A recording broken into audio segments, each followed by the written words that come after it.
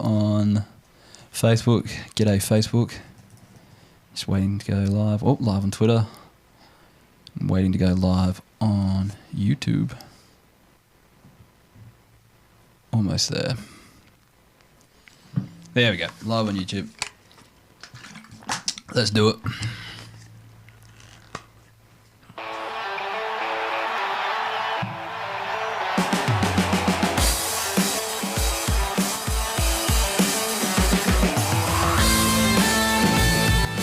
G'day listeners, and welcome back to another episode of the Keeper League podcast. Might have to redo that one in the intro, but yeah, g'day listeners and welcome back with our AFL Fantasy podcast that doesn't talk about the superstars. We only talk about the listen. I reckon I'm just going to start that again. Take two. Good luck for those people watching on the live stream, but let's do it again. I had a bubble in my throat at the start there. Here we go. Let's let the music play.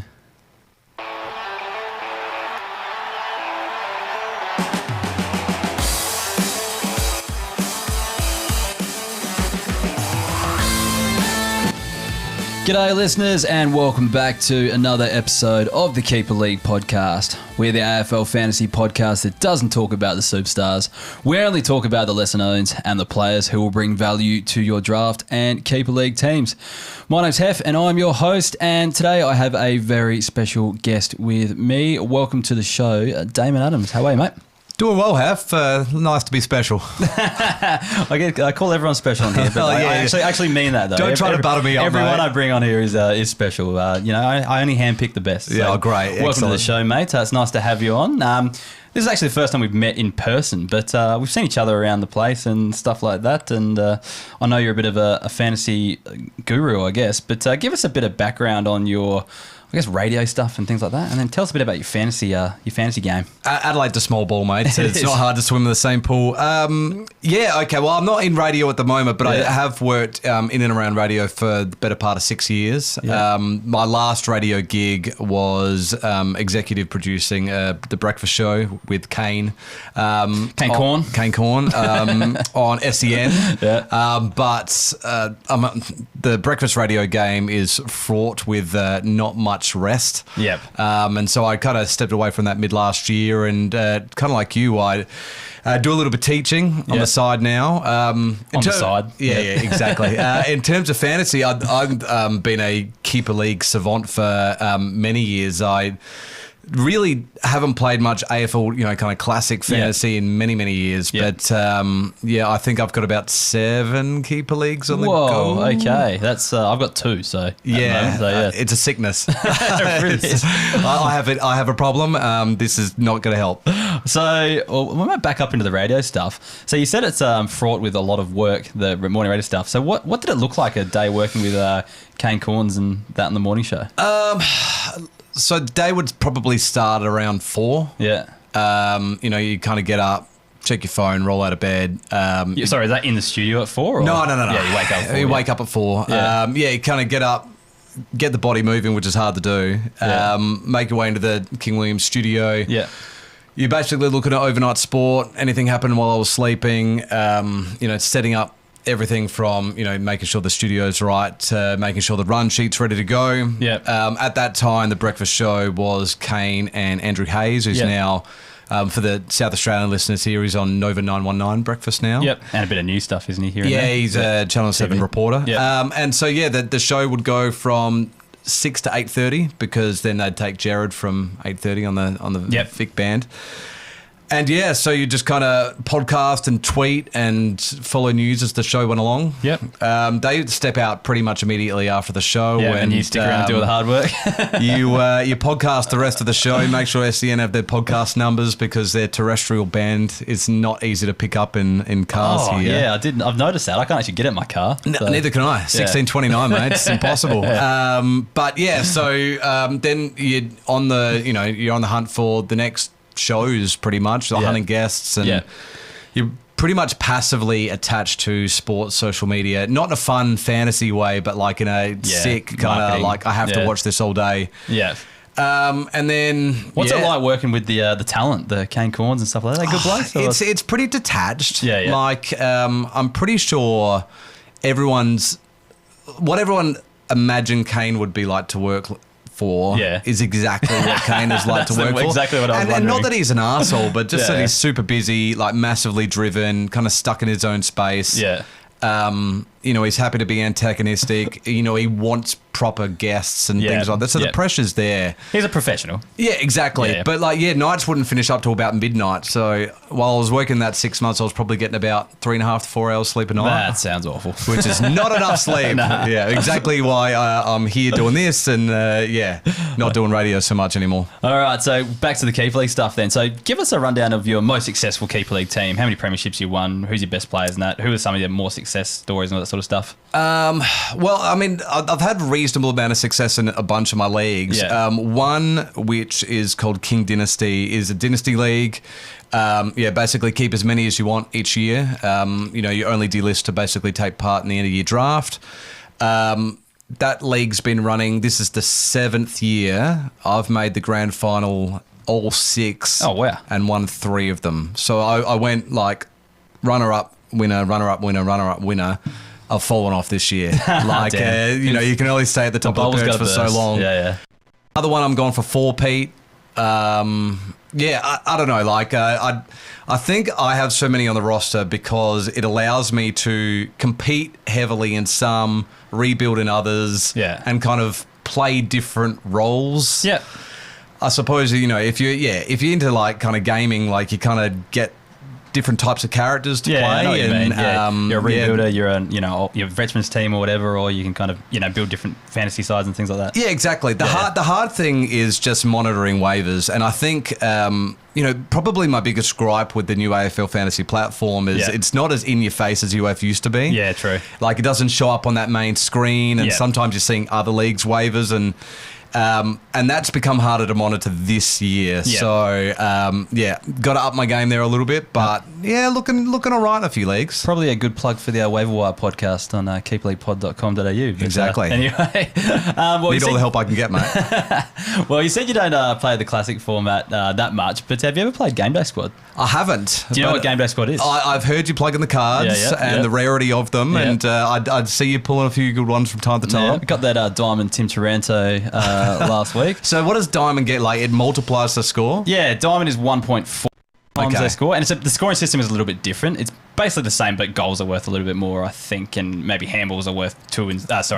Free kicks are worth 2 or something like that. Timothy's been hitting the scoreboard. Yes, definitely. Yeah, so it was a pretty good one to get. So popped that on TikTok last week and did a video with Checkers as well for Game Day Squad that anything Checkers touches just turns to gold. So that was just like 50,000 views. I don't know. None of my other videos get anywhere near that. It's the ball cut, mate. Exactly. It must be with that cheeky moustache and the Div 12 Rezzies content. But anyway, Game Day Squad, create, coach, and compete in fantasy football. If you haven't played it before, you get digital packs and you get cards out of those packs and you make your team from the cards that you get out of those instead of picking players from a pool. But different types of cards have different types of multipliers and they up your fantasy scoring. And you get free cards just for logging in each week. So make sure you get on board that. Support our sponsors, create, coach, and compete at Game Day Squad and play now for free. GameDaySquad.com.au. All right, enough plugging of the sponsors. Let's get stuck into the most relevant names of the week. We'll go in game by game order as we have been doing for the last few weeks.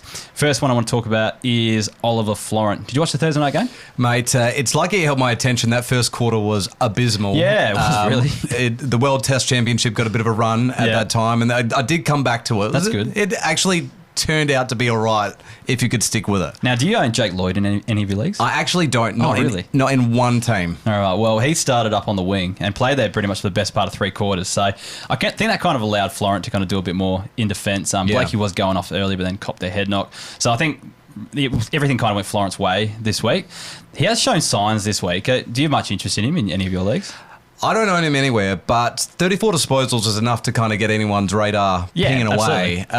It's just one of those unknown roles, though. Like, how often are we going to see Jake pushing up and then allowing that kind of defensive halfbacks to rack it up? Yeah, exactly. I don't know. Like, I don't think, particularly if you're running leagues with lesser numbers, he's not a regular starter. Yeah, it depends how deep your league's going. I think he, if you've got a lot of injuries and stuff like that, it could be a handy one to own. But, I don't know. I want to see him, do this 3 weeks in a row or something like that before I'm getting interested anyway.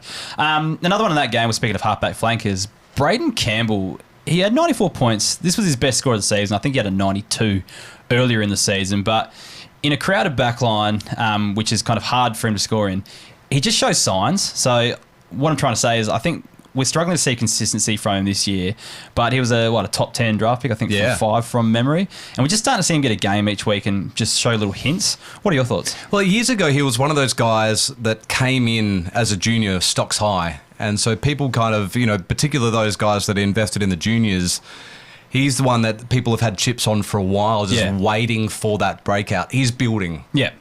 No, 100% agree. It's like, I don't see how it's got, I don't know. I feel like Lloyd has to move out of there or something like that before it's going to happen, because there's just so many players in that back line and on the outside and their midfield, really. It's just like a pretty talented side, especially, which is crazy given where they are on the ladder. And all those people that invested in Will Gould do not want to hear this. That's true. But we actually got proof that he was real this year. But my point is Braden Campbell is just worth holding on to, I think, because, given the pedigree, given the talent, given the high draft pick, he's starting to show signs. Make sure you keep him in your back pocket for future years.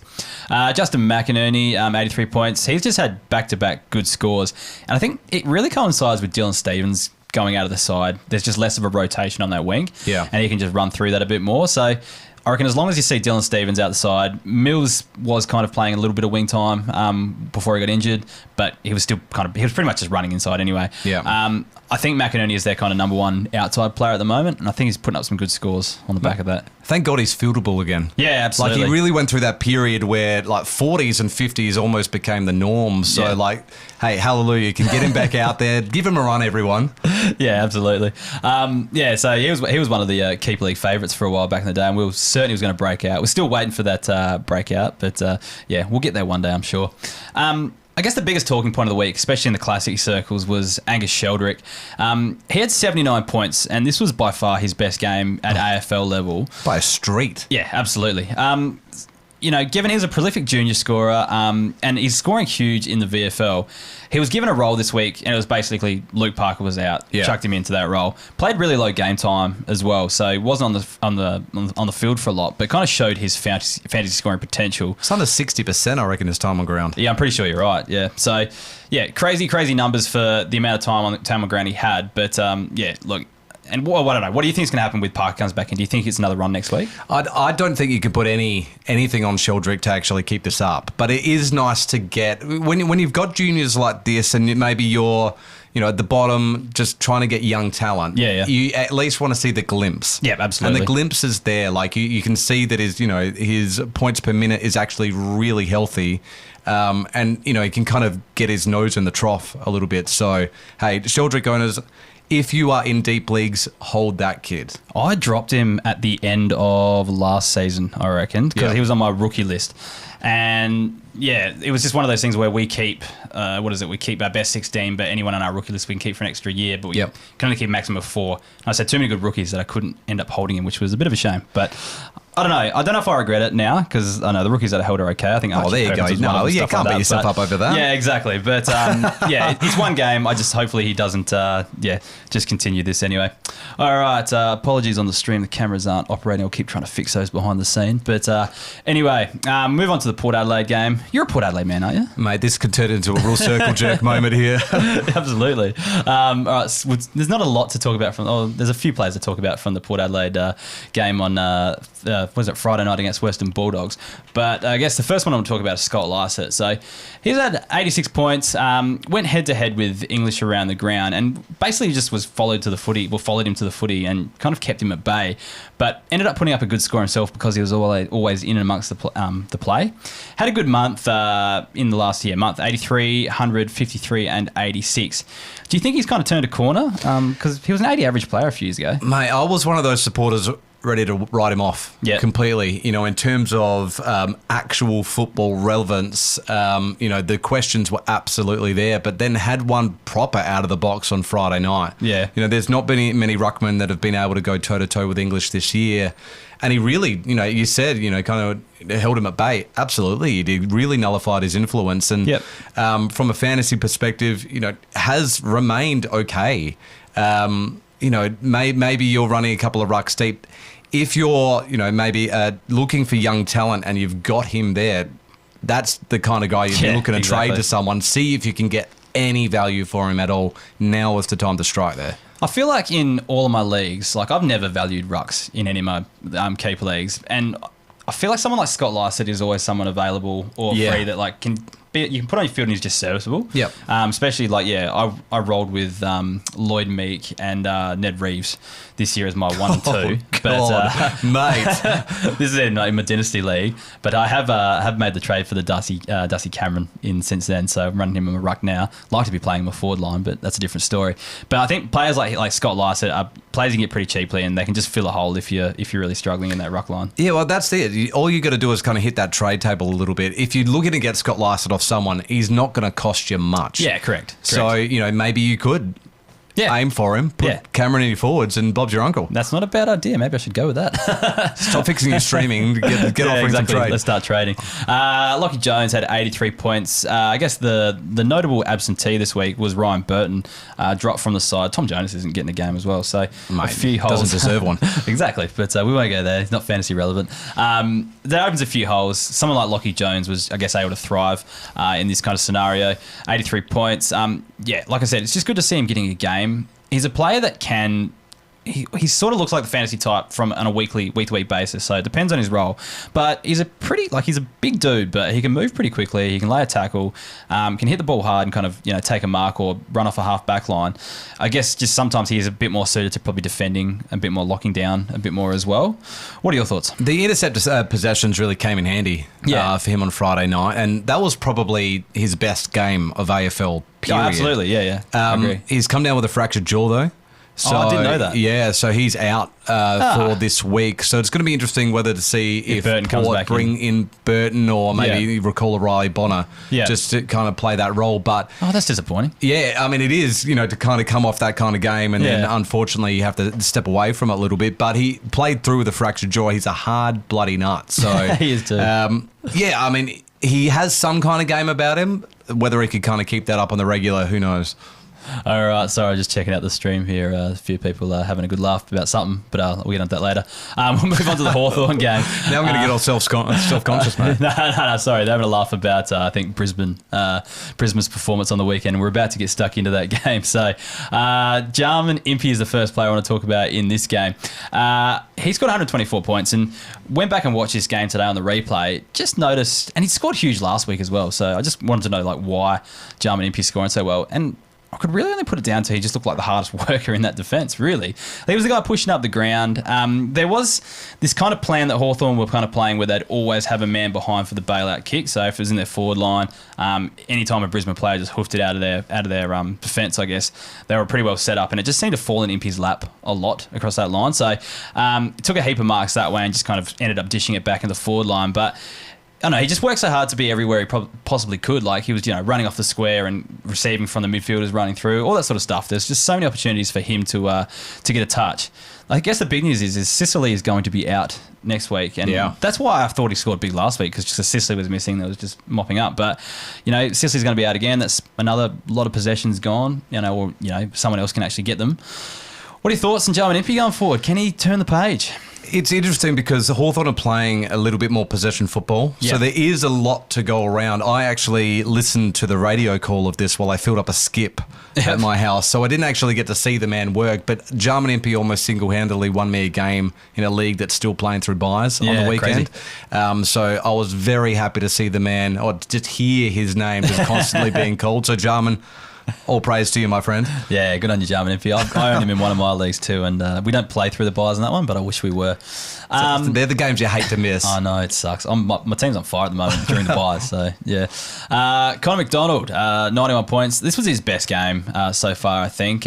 Started forward, played in the wing a little bit as well, and then rolled through the midfield a bit too. But yeah, it just seemed like he was everywhere. He just looks class, It was kind of like it was a Dusty Martin type stat line, a couple goals, a heap of touches in the midfield.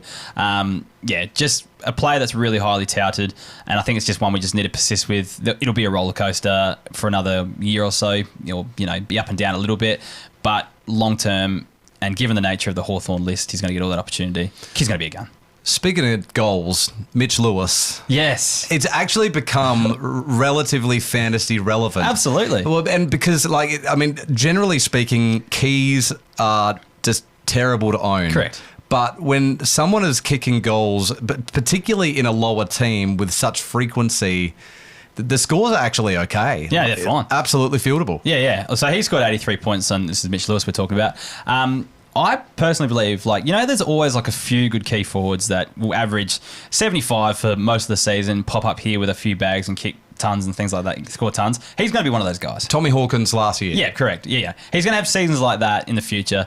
It's just one of those players that might not be great every week, but if, you only need him to go big on grand final day or whatever, in your keeper league grand final, and he's going to win you a game. And he's the kind of guy that you can easily back in when playing those kind of minnow teams to actually get a bag. Yeah, correct. Yeah, so, even though he did it against Brisbane on the weekend. Yeah, exactly. A real minnow team. Yeah, exactly. Mitch Lewis, I'm a big fan of. And again, won't be pretty each week, but he's definitely got some game there. Can score you some points. Player I've always loved is Jack Scrimshaw. 75 points. He's struggled to get into the side a bit this year. But again, I mentioned that bailout kick before, and Hawthorn always left someone back for it, which just let them just take possession again and get going. He was on the end of a lot of those, and the ball seemed to just fall in his lap a lot in the defence as well. Just got a few intercept marks that way. And again, all those Hawthorn defenders work really hard to kind of push the other way too. So he kind of starts off the chain when he's back there. But Scrimshaw, if he can maintain his spot on the side, again, with Sicily out, he's probably the natural replacement, I think, for them. Plays a similar type of role. It's just when those roles open up for him. Yeah, exactly. So he might get a bit of a bump this week. Probably should have put him on the waiver wire podcast, although I feel like he might be more than 40% owned. But anyway. Oh, it'd be touch and go. Yeah. But he should be more than 40% owned anyway. So if he's still there, grab him this week. We'll move on to the Crows game. Taylor Walker, 166 points. 10 goals. Mate, he feasted in his 250th. I think what he have in was it 4 goals first quarter? I think so, yeah. 7 goals in the first half? Yeah, it was 7 goals in the first half. I know that, yeah. That's disgusting. Yeah, I know. 10 goals to Tex. Yeah. This is what we're talking about in terms of loading up on the keys against those sides. This is the one where a Taylor Walker owner is sick because it's the buyers and they couldn't actually get the most out of that score. That is sickening to watch. I've seen a lot of screenshots where people just weren't taking notice that it was his 250th or whatever or anything like that. And he's sitting on the bench with 166 points there. I've seen quite a few of the screenshots that over the weekend. So, tip of the cap game though. I think it's funny he given 10 goals a tip of the cap, but I don't think we can expect it regularly from Tex. But he's kind of like Lewis in a sense that he'll score big, every few weeks type thing, or get you 70 most weeks. There was a Lee Spur, and I know this is a random tangent, right? But Lee Spur, many, many years ago, defender for Freo, he used to have these games where, he would score well, and I would talk, he'd be an 80 to 90 player whenever they'd play in Western Australia. Yeah. Whenever he'd play away, 40s and 50s. Yeah. Taylor Walker is that guy this year. Adelaide are that much more effective at home. He kind of feeds off the crowd. I reckon he is a Adelaide Oval play only. All right. Taylor Walker this year. Probably something in that. Probably have to unpack some data on that. The Lee Spur effect. There we go. That's what we'll coin it. Moving to Lockie Murphy, 81 points, 2 goals, just kind of played that pressure forward role. He's another tip of the cap. A good score for him, but I wouldn't be expecting it too often. Moving on to the one West Coast player that actually caught my eye, and it wasn't that fancy anyway, but it was Jack Petricelli. I've just noticed the last few weeks they've been rolling with him through the midfield just a little bit. Yeah. He had 80 points. He was listed as a forward, and I think we know he's a real zippy, speedy player. He just gives them a little bit of X factor in the middle. So I think he's someone they might throw in there when they just need to try something different or when they're getting absolutely pumped and things like that, which is going to be quite often the poor old West Coast Eagles. Oh, mate. So, just take note of him, given he's listed as a forward, and he's put up another good score this year when he got a bit of midfield time as well. So, yeah. Did Marek do anything for you, the mid-season pickup? I only really remember the goal, and he gave away a free kick soon after that. Kick 2? 2 goals, was it? Yeah. Not enough for me to pick up at the moment. There have been some good mid-season draft pickups along the journey. You're talking about your Snellings and Noble, for instance. But, he's just someone that's going to get a run. Yeah. Out of circumstance. Absolutely. I think they only had one fit AFL listed player played twos on the weekend, I think was the word there. He's going to get a bit of a run.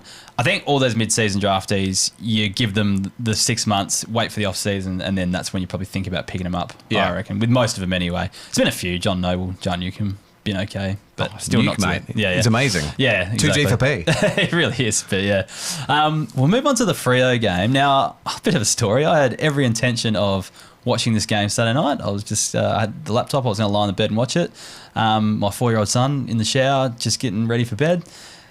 He pops his head out the door to tell me something the 4-year-olds tell you, slips, lands on his face, knocks his tooth into his gum, blood everywhere. No. Trip to the emergency department on a Saturday night. Dang. So apparently the tooth is going to be okay. They see kids pretty quickly, it's just though. going to drop back down. Yeah, they do see kids pretty quickly. But I reckon we left at 6:30 and we're home by about 11:30. So, yeah, it took a while on Saturday night. So, Parenting, mate. It's really fun. It is tough. So I saw none of this game. So disclaimer, I didn't get a chance to watch a replay. But as I mentioned, his tooth's going to be okay for anyone worried out there. So it'll pop back down there, I reckon. Baby teeth. Crazy things. Matthew Johnson. Did you see this game? I didn't. Damn. No. I was hoping you would, but that's all right. This is where like the 5-day of football weekend really costs you when you got a family. I fully understand. Yep. Anyway, Matthew Johnson's the first guy I want to talk about. Talk a week. Essentially, he was going to play more midfield time. They're going to run him through there. It ended up happening, I guess. 11 CBAs for the game, 93 points. A big name in the classic circles last week because he was just his price, and again this week because I think his break even is going to be about 5 or something like that. So one that everyone's going to be looking at, and I look forward to watching him next week. But looks like he's getting in the midfield. If he's on your waiver wire, I'd be snapping him just because, highly touted last year in the draft and, finally getting some midfield time. And speaking of midfield time, I guess Nat Fyfe was in the midfield this week as well. Scored the 83. Handy. Yeah, I'd take that. Listed as a forward. And again, another one in the classic circles that people are going to be looking at, given his price too. Can I just pour one out for Absolutely. Neil Erasmus owners? Yes. This is the kind of guy that people have spent, maybe like a pick 3 or pick 4 on, and they've kept him on that bench for years, just saying like Neil Erasmus, and he pokes his head up every now and again. He's gone once more. Yeah, absolutely. But there'll still be opportunity, I guess. I've kind of seen. Penciled him more for an outside role this year, and since O'Driscoll and that, I don't know. I still think there's you can have faith in Erasmus, but you just got to bide your time. I think. Mate, that's a long hold to see something. Yeah, true that. All right, we'll move on to the Sunday games here. Again, didn't see a lot of these ones, but I did see a bit of George Wardlaw when was watching. Saw the first goal that he kicked, and the kid's just an absolute gun. He's got to be an inside beast. He scored 97 points in this team. In this game. Couple of snags. Yeah, exactly. I don't think we need to talk too much about him. He's almost too good for the podcast. Almost immediately, that is reward for that high draft pick is delicious. I think he just needs. I just think he needs a few more consistent scores. There's always the worry that he was that. He wasn't a high junior scorer. So a lot of the guys that come out of the NAB League or whatever it's called now, Coates High League or whatever they call it, doesn't have a nice ring to it. But he just didn't have huge numbers in that league where a lot of the guys coming in, the fantasy guys coming in do. And it was because he was just playing that purely contested inside, handballing to his runners and that sort of stuff. Yep. It's good to see him actually put up some better numbers at AFL level. And I think with kids like him, they add string to their bow as they get into the system, work with different people and stuff like that. They learn the value of running both ways and things like that a bit more. And like I said, I have faith. For those out there that are concerned about those junior numbers, I don't think you have to worry too much. I don't think he's going to be Andrew Brayshaw, Rory Laird Definitely type not. each week. But he's going to, in your keeper league formats, he's going to be a 100 average midfielder and he'll be handy to own. It's just, I'm not sure the way you like to approach your keeper leagues, but if maybe you lucked into having a high draft pick, but you're contending this year, is he someone that you would maybe put your balls on the line and say, hey, people talk to me. I've got Georgie here and give me someone actually with some substance, 28 to 30 that can score big. I'm never big. Like, this is probably me personally. I'm not saying it's the right way to go about it, but my thought is always there will be another George Wardlaw next year, or the year after that, depending where you're on the ladder. Given where my place is, like I'm top in both, top in the top half of the league in both my leagues. Yeah, he's probably not one I would go for, but I reckon if you're lower and you can somehow not cost too much into your future and you're giving up more of your older players and stuff like that, I reckon it's definitely a play. Yeah, for sure. Get out there, hit the trading. Taron Thomas, I still don't know if it's Taron or Taran. I've given up. I'll just change each week. He doesn't deserve for you to get his name right. Exactly. But you got to mention him from the fantasy point of view, I guess. 78 points. He's got that midfield forward role, and he's scoring okay. Shit bloke, but he's playing footy. For a guy that had been in and out of the system over the last year for all the reasons, he actually looks like he's up to scratch. Kicked 3 on the weekend. He's certainly able to contest and doing better than I thought he would. Yeah, easily better. Maybe just getting out there and playing footy is just helping him. But anyway. Stop being a shit bloke. Yeah, exactly. But get better off field. I think the one thing we've got to flag is the Shields tag is back. I think I had a couple of weeks off, but Tom Green was absolutely tagged out of this game. So just avoid giving someone the C against North Melbourne. Everyone sees the North Melbourne matchup and go, this is going to be a points fest. Yeah. But it really does fluctuate with the top scorers against them. Sometimes they do kind of hold back a little bit, or they put a bit more pressure on the good players against them, and it does kind of hinder your better scorers against them. But it's more like the bottom level mids kind of come up a little bit more. Well, Giants aren't the most effective side, but they only had 200 plus scorers on the weekend. Yeah, so exactly. They certainly didn't feast. Yeah. Liam Shields sneakily handy this year though. Yeah, for people status. that kind of picked him up in the draft. Yeah. Forward status, another 80 on the weekend. 100%. He's going to keep getting games if he's this effective. Yeah, 100% agree. So moving on to the Giants, Kieran Briggs. Can we make him too good for the podcast? He's absolutely straight up too good for the bot. What is interesting there is this whole kind of Matt Flynn, Braden Pruce. Exactly. That's where I was going. Third man dynamic, but he actually is playing excellent football. Yeah, 100%. It's not just opportunity. He's actually playing good footy. Yeah, 100%. So, what are your thoughts going forward? If Pruce is fit in 3 or 4 weeks, can you drop... You couldn't drop him right now, could you? Is he still to be confirmed on the injury list? I think he is, yeah. So, he was very close to coming... It's round 13. He's been very close to coming back twice, and he keeps re-injuring himself. So, I don't think it's going to happen. I think... we're going to see Briggs for the rest of the season. Matt Flynn did get named on an extended bench a couple of weeks. Last week, was it? I think this week as well. Yeah, yep. But I mean, obviously, Briggsy's playing well enough to kind of keep him out the side. Yeah. Obviously, if the opportunity is there for him to be solo ruck, the scoring will come. Yeah, 100%. So you just got to hope that wave continues and he doesn't stuff it up. Yeah, I think it does. No one comes to rain on his parade. Yeah, 100%. So yeah, I'm going to make him too good for the podcast for now, because while he's the number one ruck at the Giants, he's going to score each week. So blessings, Kieran.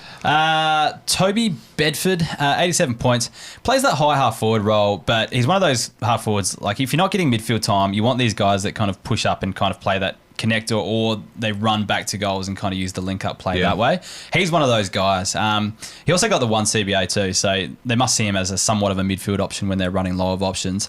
But like I said, I guess his first goal, for example, took a mark at halfback, linked up again, and then took the mark inside 50 to kick the goal. So those kind of multiple possessions in one chain, they're the things that can get you fantasy scores. So I think he's had back-to-back good scores, or another good score this season as well. So just want to keep an eye on. I'm not sure if I'm throwing the kitchen sink at him just yet, but if he's on the waiver or whatever, given that he's a forward, one to look at.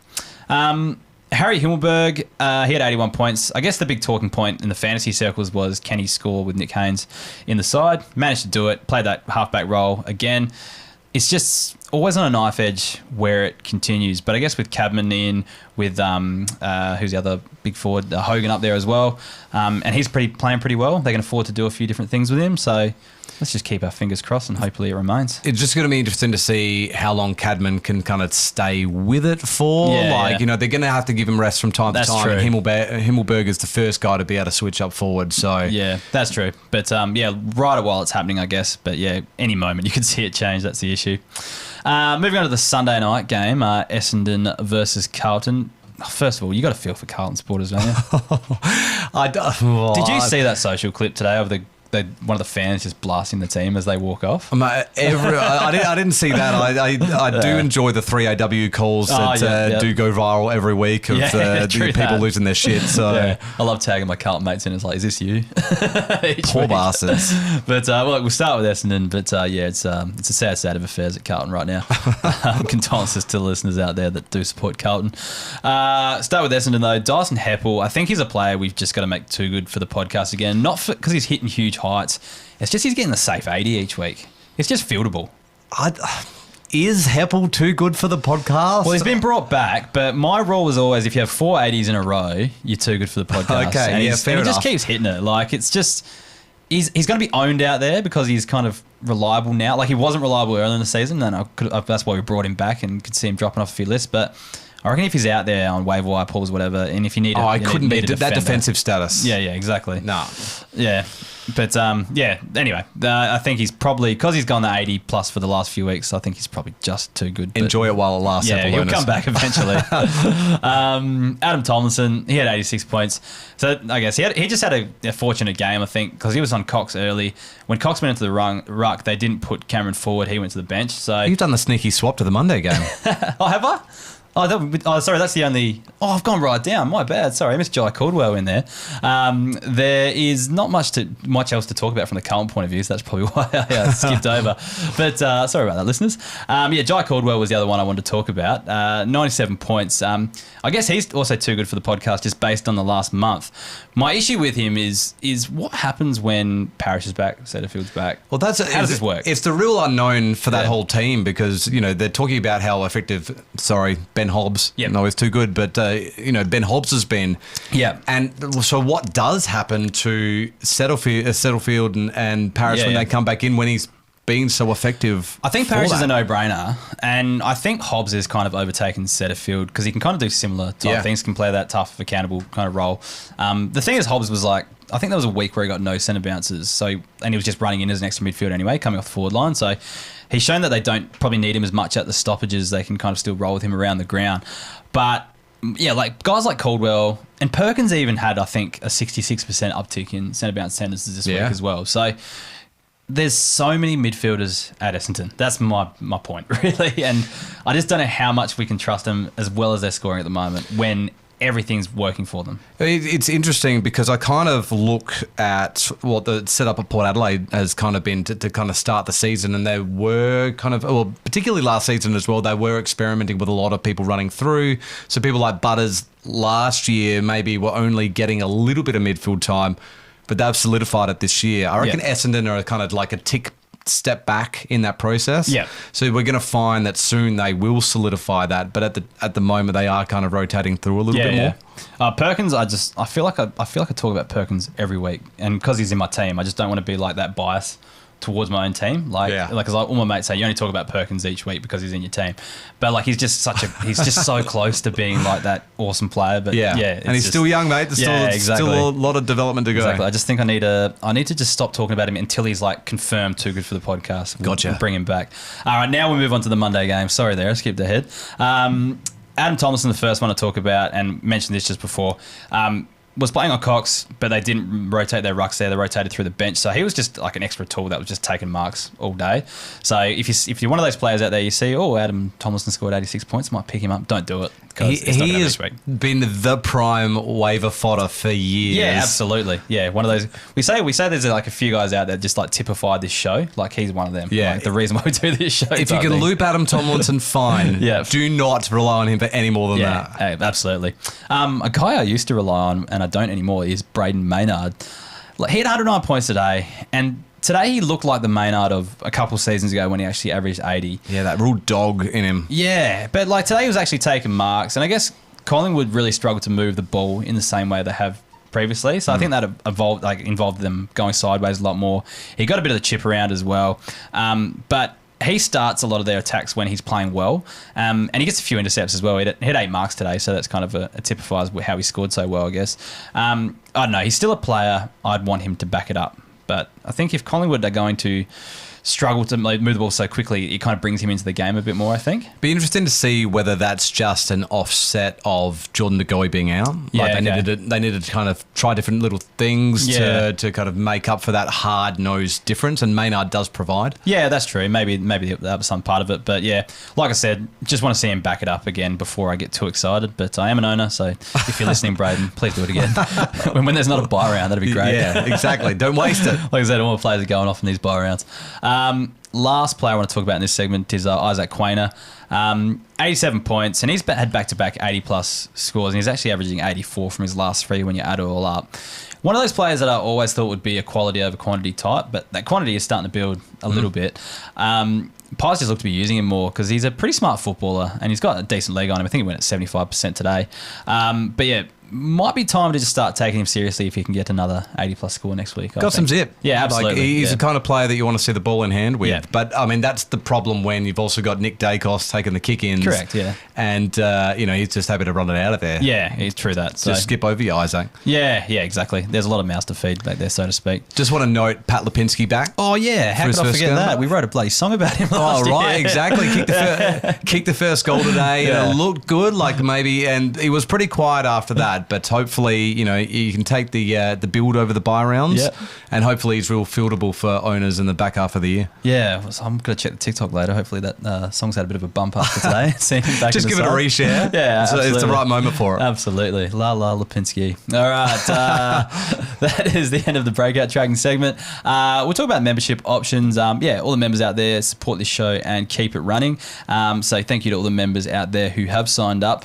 But if you haven't signed up, we'll reward you with CBA analysis numbers, kick-in numbers, some State League fantasy analysis, and the breakout tracker, which allows you to compare players in the early stage of their career to the best in their career to see how they compare.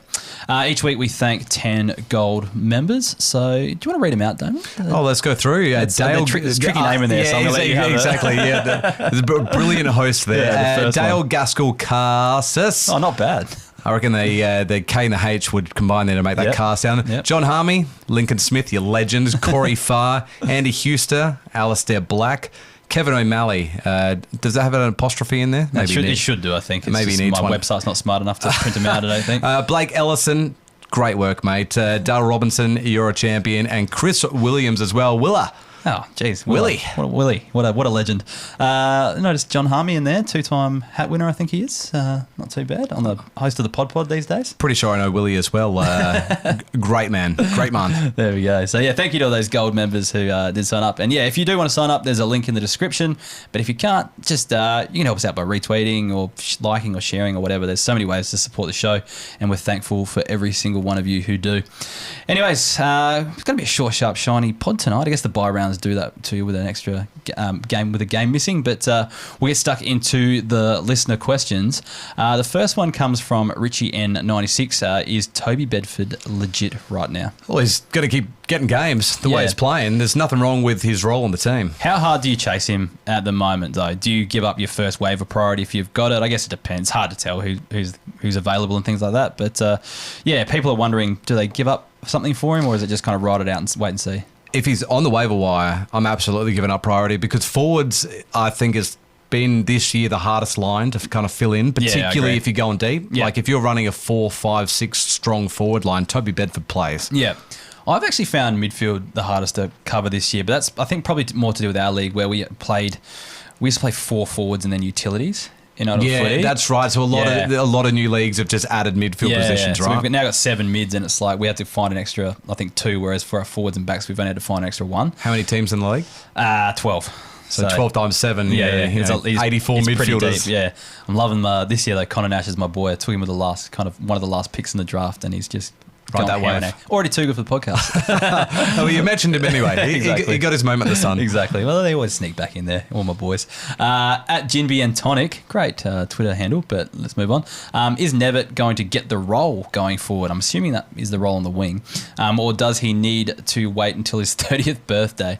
Like I said, last week we mentioned his role on the wing, scored 90-something. I think he's got it for now, for the time being. What do you think? Max Holmes is out.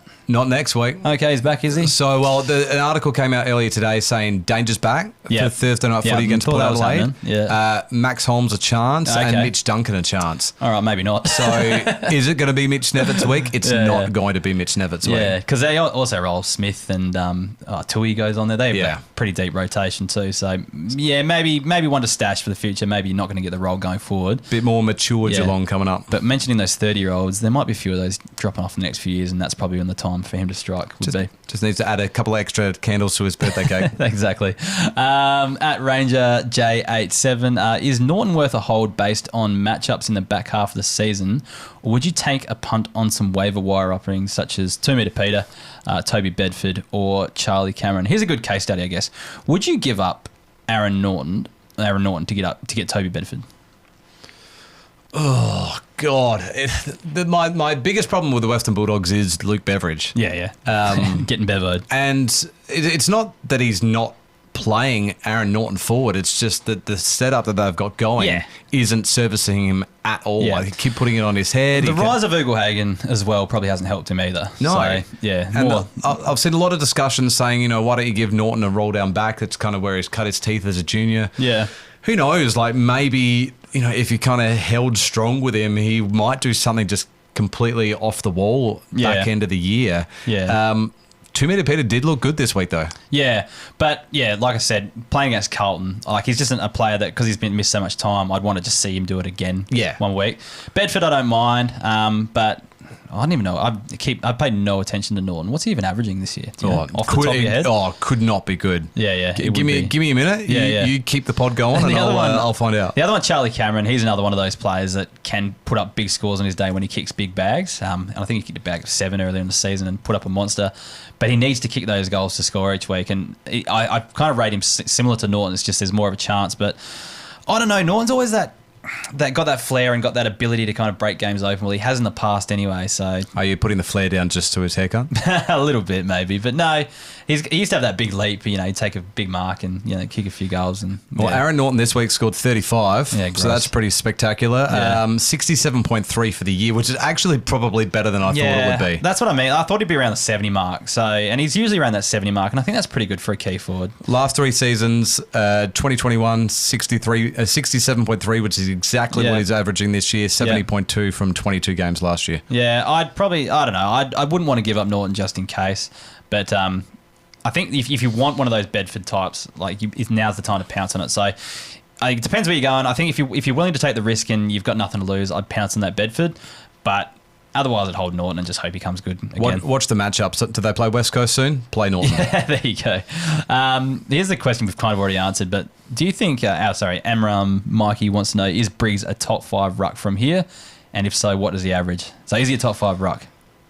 He's currently the top 5. I think it's of the last 5 rounds, he'd be easily top 3. Well, in terms of average, I think he's 4th at the moment. But top. Can't remember who it is. It's obviously English, Marshall.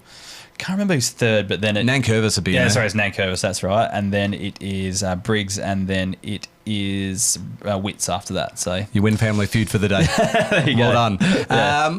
Can he be a top 5 ruck from here? Sure, if he keeps this up. Yeah. If nothing challenges him, and they don't play 2 rucks, they start playing Flynn because they want to try something because they're out of contention and whatever. Yeah. That could just happen at any time. They rotate one up forward because Briggs can play forward as well. And if their modus operandi stop trying to make finals and just set up for next year and try some different things, it could hinder him. But if he remains as a solo ruck, I think he can average 95 plus with ease. GWS rucks tend to do this though. Braden Pruce was a very effective average when he was playing last year, but of course, everyone knows how that ended up because he'd find ways to injure himself or get suspended every second really week. Good at that. Yeah. Briggs seems more of a clean skin on the field, so all you can do is cross your fingers and hope and ride it out. I've seen players win leagues on just one player having an out-of-the-box season. Yeah, correct. And this could be your guy. Yep, he could be. It's crazy to think that they were kind of priming him for a key defender role a couple of years ago, and then out of necessity bring him in and watch him dominate.